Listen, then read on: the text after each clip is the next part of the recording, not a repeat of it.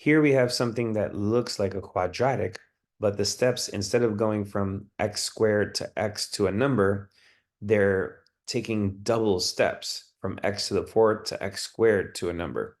And so we refer to these as double or half step versions of a quadratic. And we can show a little example of how to think of this. Let's say that we had x squared plus 7x plus 10. Well, that's a BC factoring situation where you're looking for two numbers that add to B and multiply to C, two numbers that add to 7 and multiply to 10, and the answers there would be x plus 2 and x plus 5. But if that's the case, then we'd be able to say that if we had x to the fourth plus 7x squared plus 10, that's actually going to factor to x squared plus 2 and x squared plus 5. Make that a little neater.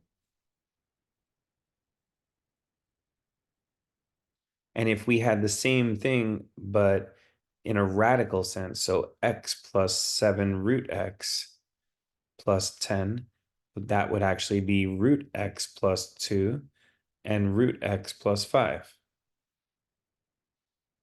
And one more, if we had x squared plus 7xy plus 10y squared, that would factor to x plus 2y and x minus 2y.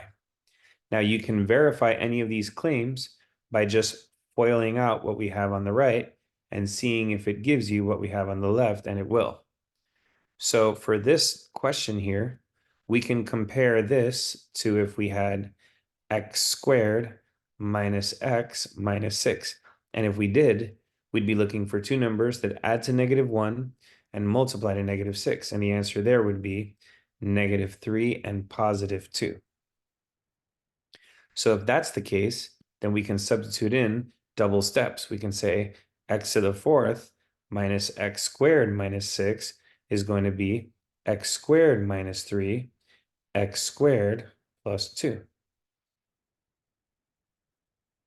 And the answer that matches that is going to be B.